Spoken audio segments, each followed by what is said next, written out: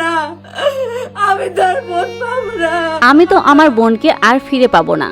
আমি আমার বোনকে অনেক কষ্ট করে কোলে পিঠে করে মানুষ করেছিলাম, কিন্তু ওরা আমার এতিম বোনটাকে বাঁচতে দিল না। হ্যাঁ ভিউয়ার্স, ঠিক এইভাবে আহাজারি করে কান্নাকাটি করছেন সুমাইয়ার বড় বোন। তিনি বলেছেন শ্বশুরবাড়ি থেকে যা যা দাবি করেছে সব দাবি পূরণ করেছেন তিনি, যেন বোনটা একটু সুখে থাকে। কিন্তু হায়, দাবি পূরণ করতে করতে আজ তাদের জীবনটাই ছারখার হয়ে গেল। ভিউয়ার্স, বিস্তারিত জানতে ভিডিওটি না টেনে সম্পূর্ণ দেখতে থাকুন। কথায় আছে মানুষের লোভের কোনো শেষ নেই।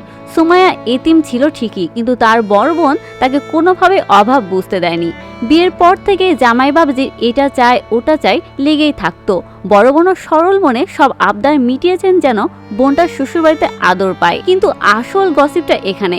সুমাইয়ার বড় বোন এখন বিস্ফোরক তথ্য দিয়ে বলছেন আমাদের ভুল হয়ে গেছে, ওদের লোভ মেটাতে মেটাতে আমরা নিঃস্ব হয়ে গেছি। তাহলে কি এটা সেফ কোনো দুর্ঘটনা, নাকি সব আবদার ফুরিয়ে যাওয়ায় সুমাইয়ার কদরও ফুরিয়ে গেছিল? বড় বোন এখন দেশবাসীর কাছে হাত জোর করে বিচার চাইছেন। তিনি বলছেন দাবি পূরণ করতে করতে আজ ওদের সাহস আকাশচুম্বী হয়ে গেছে। প্রশ্ন হচ্ছে বিয়ের বাজারে দাবি মেটানো মানে কি শান্তি কেনা? সুমাইয়ার স্বামী কেন এত লুকোচুরি খেলছে? বড় বোন তো এবার ছাড়ার পাত্রী নন, তিনি সরাসরি বিচারের দাবি তুলেছেন। আপনার কি একবারও ভেবে দেখেছেন বিয়ের উপঢক্ষণ দিয়ে কি কারো জীবনের নিরাপত্তা কিনা সম্ভব, নাকি এটা ছিল একটা সুপরিকল্পিত ফাঁদ? তো ভিউয়ার্স, আপনাদের কি মনে হয় এই ঘটনার পিছনে আসল কারিগর কারা? টাকার লোভ কি একটা মানুষের জীবনের চেয়েও বড় হতে পারে? সুমাইয়ার স্বামীর এই ভূমিকা নিয়ে আপনার মতামত কমেন্টে জানাতে ভুলবেন না। আর বিনোদন জগতের সকল আপডেট জানতে আমাদের চ্যানেল স্টার গল্প বাংলার সাথেই থাকুন।